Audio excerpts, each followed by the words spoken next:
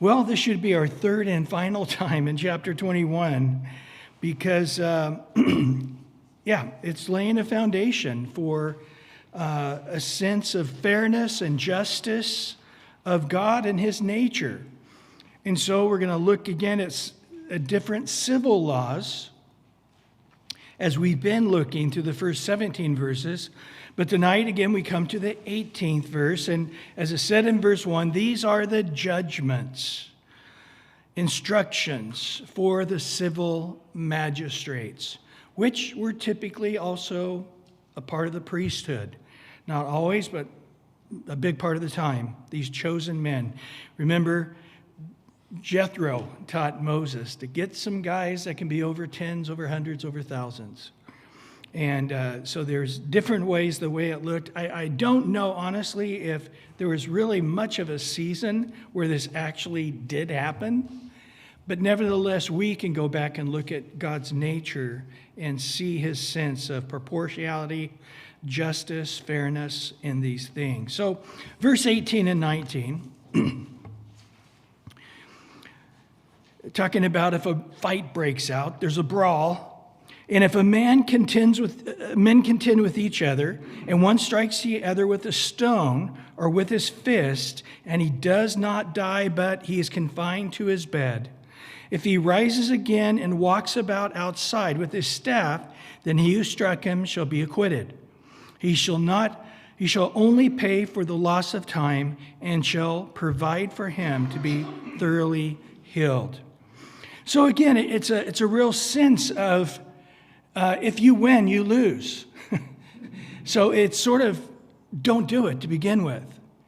Because there's that time, especially as younger people, where they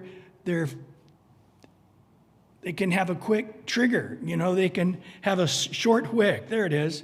And all of a sudden they can go to, they're perfectly at rest, and then some guy flips them off or cuts them off or says something they don't like, and it can just go from 0 to 100, and next thing you know, you're throwing blows. And he's saying here, that's irresponsible to allow that to happen, period.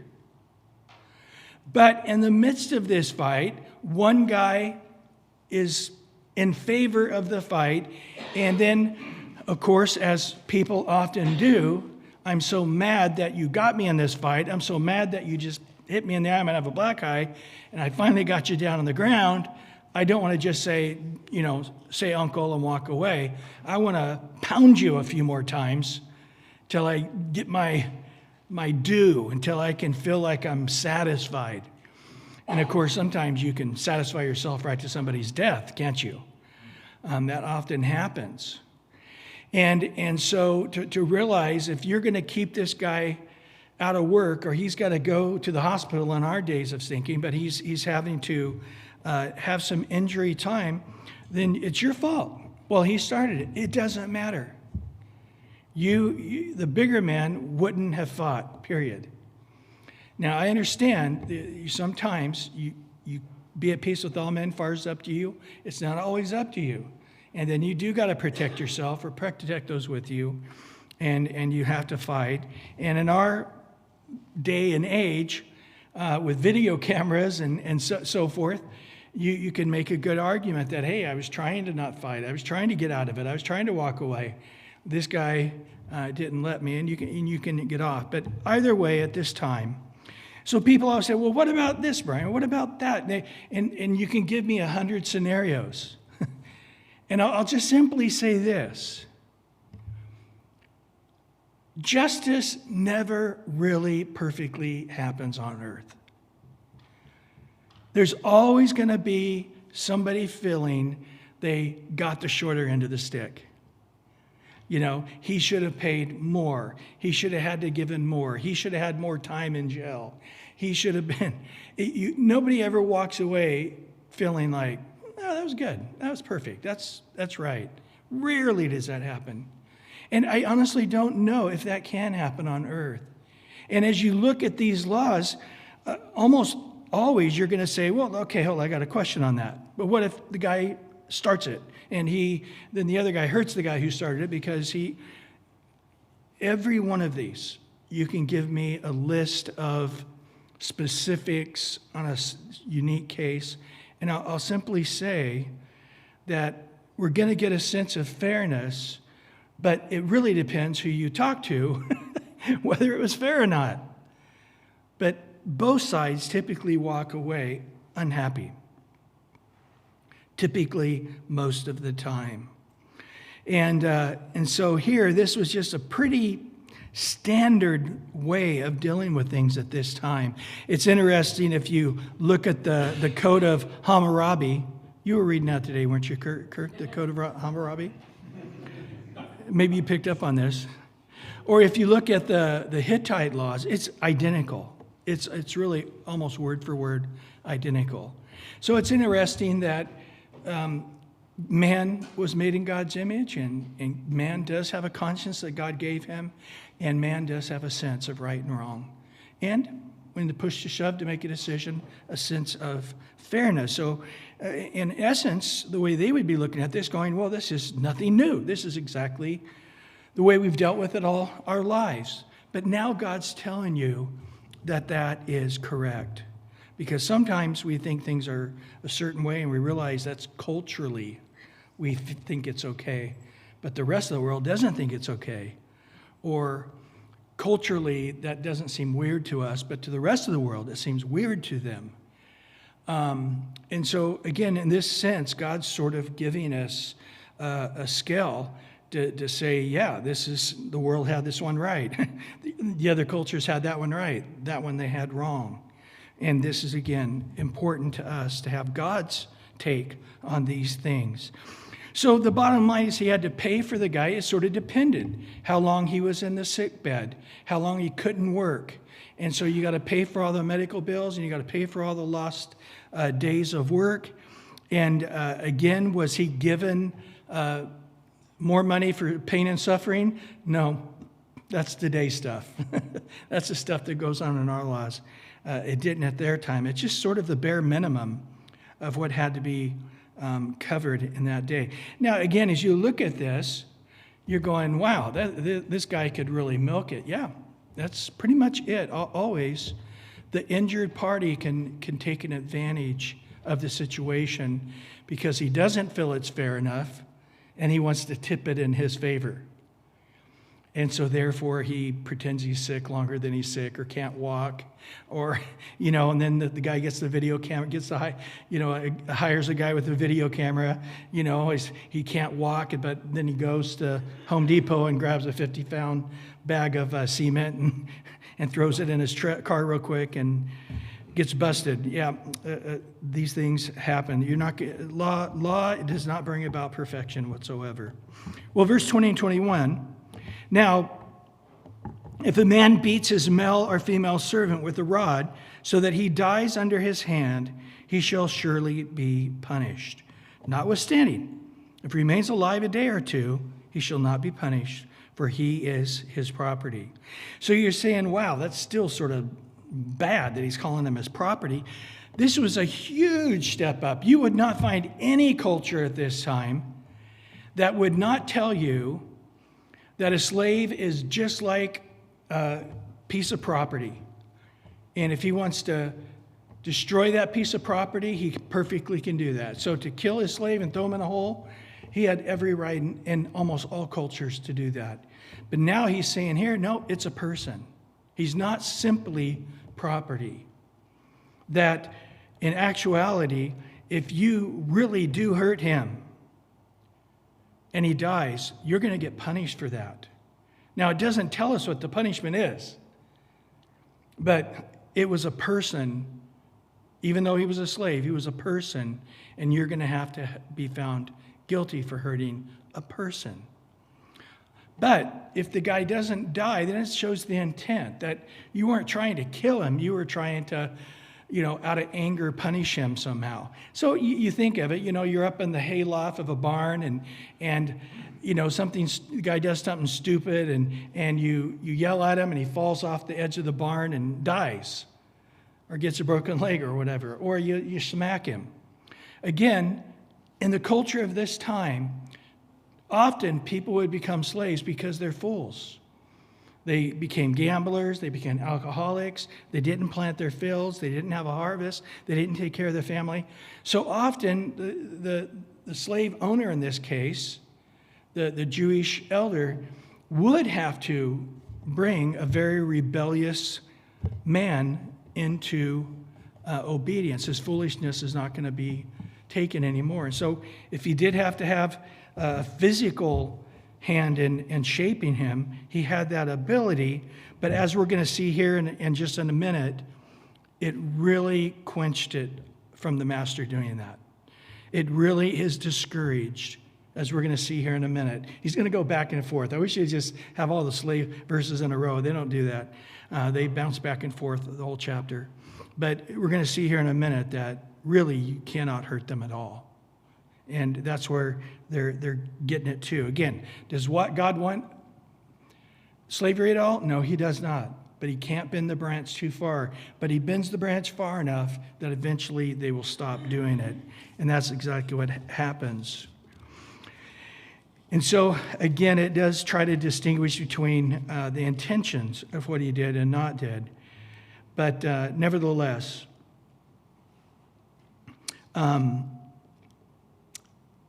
notice here in this section here, and all the sections, you'll notice the favor is always in the side of the accused. So if there's something done, you have to have at least 2, if not 3 witnesses. The person accused really has a big head start to find him guilty. It's an uphill grind. And that is the way the judicial system should always be. In our judicial system today, we do have some things that are really messed up. And I do think they're seriously messed up. And one of them is the prosecutor has the upper hand. They are the one who get to give opening statements. So, typically when the first piece of information you have, it really gets locked in. Now, the next guy to unlock that information really has to work hard to get you to discard that information and then to take new information. It's much harder. So I think that the person being accused should have the first opening statements. And then also in ours, at the very end, the prosecutor gets the last closing argument. And again, I think that the person accused should get the last closing argument. I know I've officiated debates and I have debated. And when you debate, it's down to the seconds. I mean, you got 5 minutes to talk, you got 5 minutes to talk in this particular part of a debate. And you can't go over more than a couple seconds or they're shutting you down because you literally get an extra 30 seconds. It's a big advantage. But again, typically the person being invited to the debate gets to start first because it's a big advantage to start first. And so, again, as you see this, the advantage always goes. So in this case, it's the master who beat the servant. The advantage is to the one who did wrong. And I think that is the way the system should be set up. And we do have some things that are really good. You're innocent till proven guilty. Of course, with the media and so forth, a person can be found guilty in the media for 2 years repeatedly before their first day of court. And is anybody really unbiased as a juror anymore? I don't think so. Well, skipping down to verse 22 to 25 there, we're looking again if a fight breaks out. If a fight breaks out, we're going back to that topic. If men fight and hurt a woman with child so that she gives birth prematurely, yet no harm follows, he shall surely be punished according as the woman's husband imposes on him, and he shall pay as the judge is determined. But if any harm follows, then you shall give life for life, eye for an eye, tooth for a tooth, hand for a hand, foot for a foot, burn for a burn, wound for a wound, stripe for a stripe. So again, we unwind some really interesting points here. The first, now you got 2 guys fighting each other, And in the middle of the fight, a pregnant woman gets knocked over, and it's like, uh-oh, the water breaks. Or she goes home and is bedridden, and the baby, instead of coming in 2 months, comes right away. But as it turns out, the baby's okay. Then the husband takes it to court and says, this is what I think should be paid for the pain and suffering of my wife in this situation, for the scare that was given to us. And the judges are there to decide whether or not. Now, most of the time, you're going to see here, the judges are really just listening and to make sure. So it's almost like the courtroom itself is just two guys talking it out and deciding what's right. But yet, there's some times where the judge is the one who you make your argument why you think you should get that much, but he actually makes the final decision. And that's the case here. And but if the baby dies, then it's a life for a life. It's considered murder. Now, you say, oh, is the guy put to death? No, he's not. I'm going to tell you what happens with that. But he does have to pay for a life. And then he says, eye for an eye, tooth for a tooth. We're familiar with that, aren't we? So this is dealing with the case of restitution. Okay? And by the way, it's not saying if a guy gets his eye poked out, you poke an eye out. As we're going to see, he's saying you're going to have to pay the value of what the eye would be. So people are reading this going, oh, even the Bible says you cut a guy's hand off. No, it doesn't. It's saying that you got to pay the value of a hand. It's not saying cut the other guy's hands off.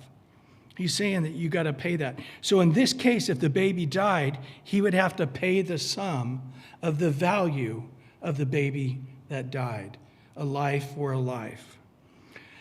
So again, we're familiar with this eye for an eye, tooth for a tooth, because by the time Jesus came on the scene, instead of judges having that sense of fairness in their calculating what the value of restitution this guy has to pay, the people had interpreted as, it's for me.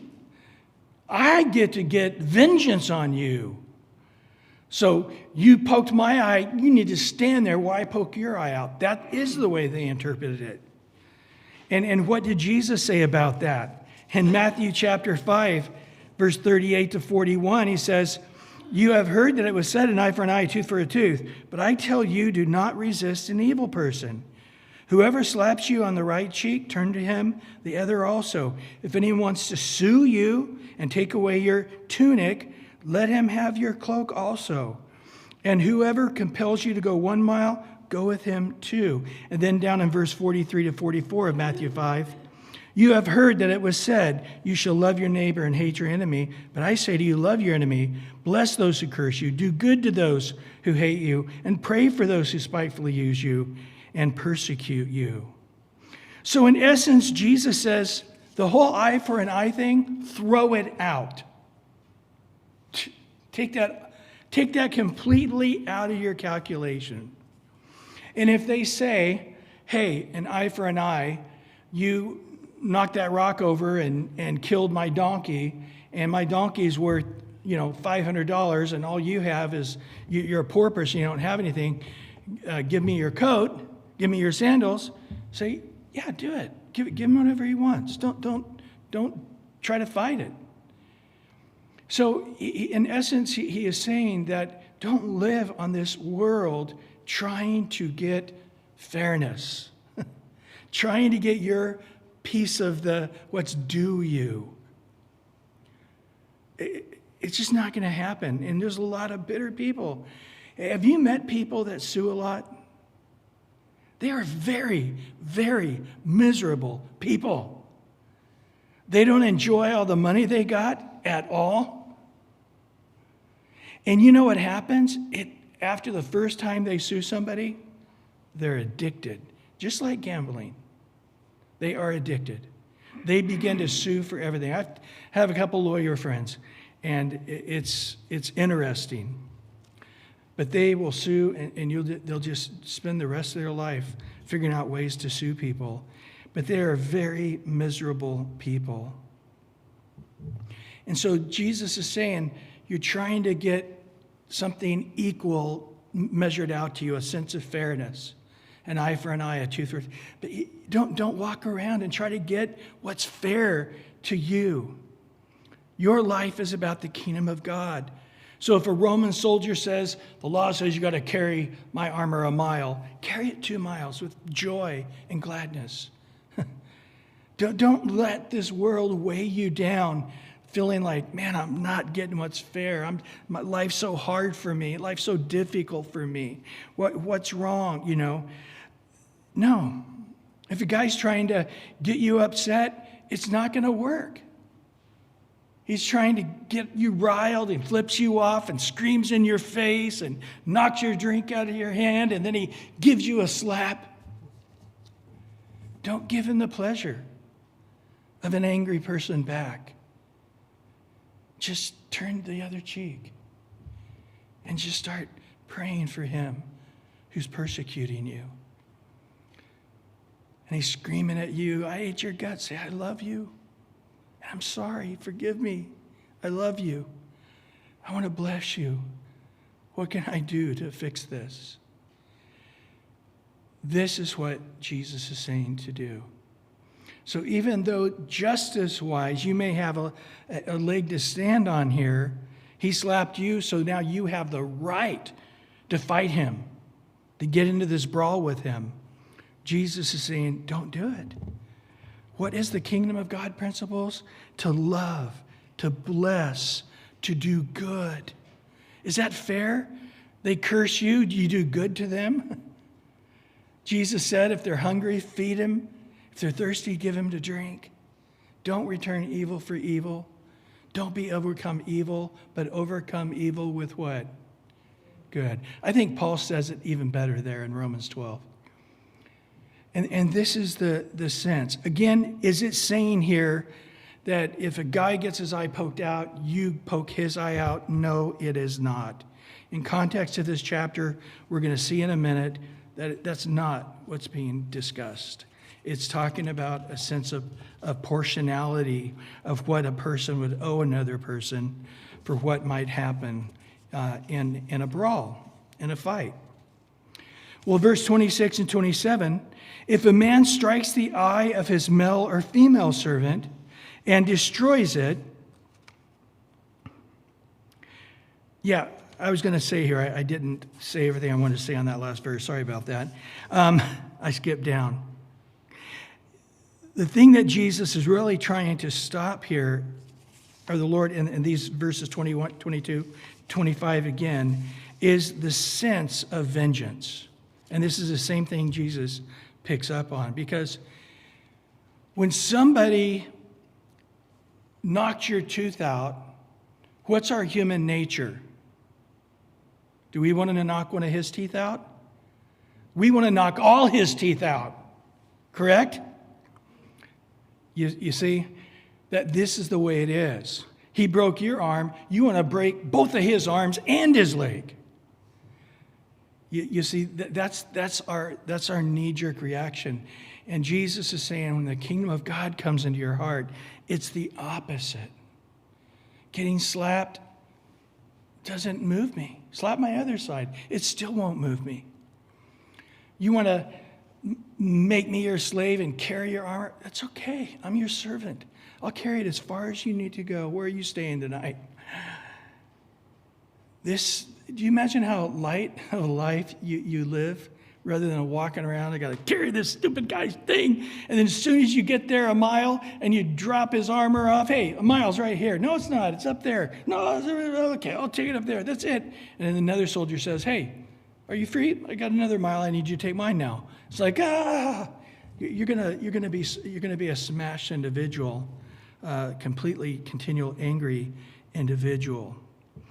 And so today again we have these people that are trying to get these huge punitive damages against people and companies way out of proportion.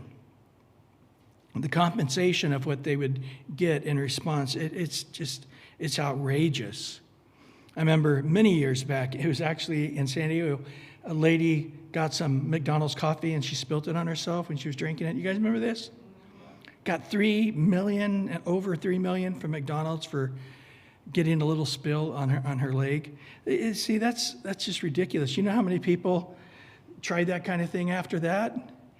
And what did McDonald's do? They had to make their coffee so warm, not hot at all, because they didn't want to get sued. So weird, bizarre things happen when people try to find justice.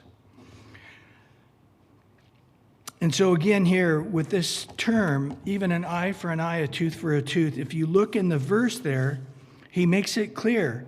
The judges will determine what will be imposed in the restitution.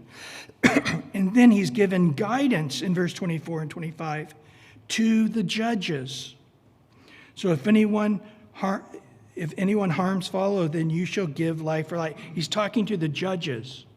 He's not talking to the individual people here. He's saying to the judges, you will give fair, not vengeance, not overly, but you'll give what's fair. He knocked a tooth out. I want $1 billion. Well, I'm sorry. I'm sorry you lost a tooth, but that you're not going to get what you're thinking you should get out of this. Okay, verse 26 and 27 now. If a man strikes the eye of his male or female servant and destroys it, he shall let him go free for the sake of an eye. And if he knocks out a tooth of his male or female servant, he shall let him go free for the sake of his tooth. So do you hear this? In the earlier ones, we see you have to recognize him as a person. Yes, he's your property, but he's a person as well. And you got to recognize that. And now he says, if anything slightly incidental happens to them, it doesn't say put their eye out. It says that he strikes the eye and destroys it. So again, also knocks out a guy's tooth even. The guy is set free. So again, it's a very strong incentive. Yes, he's a person, but also what if you were to give him some disciplinary action, it cannot in any way permanently hurt them whatsoever. So great protections for those in this servanthood thing. Okay, now in verse 28 to 32, we're going to look at another topic about oxen. If an ox gores a man or a woman to death, then the ox shall surely be stoned, and if its flesh shall not be eaten, but the owner of the ox shall be acquitted. So it's an accident. Wild, you have animals, and animals are unpredictable. And if an ox, you're walking in the field, and this ox out of the clear blue, it's never done this to anybody ever before, but he just, hurt somebody, didn't kill him, didn't permanently injure anything, just hurt them.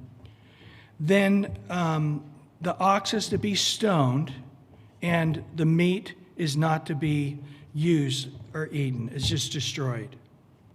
Okay? So nobody can benefit from this. The guy who has the ox gets injured, but the other guy doesn't benefit either.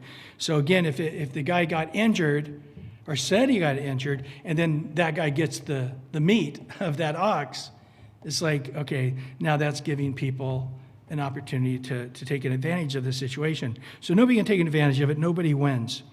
Verse 29, but if an ox tended to thrust with his horns in times past, it has been made known to his owner, and he has not kept it confined, so that it has killed a man or a woman or an ox shall be stoned, and its owner shall be put to death.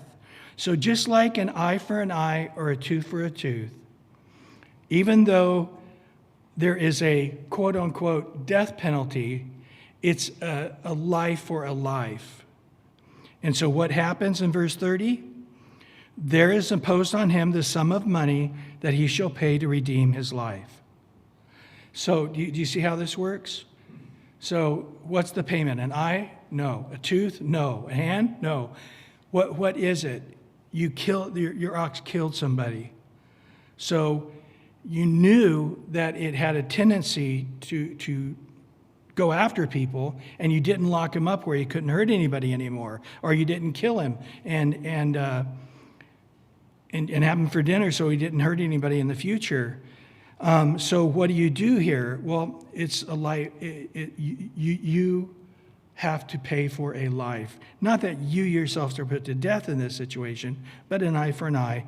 You got to figure out the sum that this person's valued at. And again, the judges would be a part of that. So whether it gored a son or gored a daughter, according to judgment, it shall be done to him. Again, in this culture, adults only had value. Children did not have value. But here, no, it's not just adults who have value. God says children have value as well. If the ox gores a male or female servant, he shall give them their master 30 shekels of silver. The ox shall be stoned.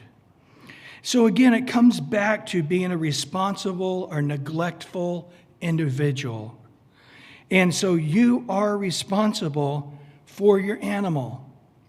And I understand that you're a busy person. I understand that animals are animals.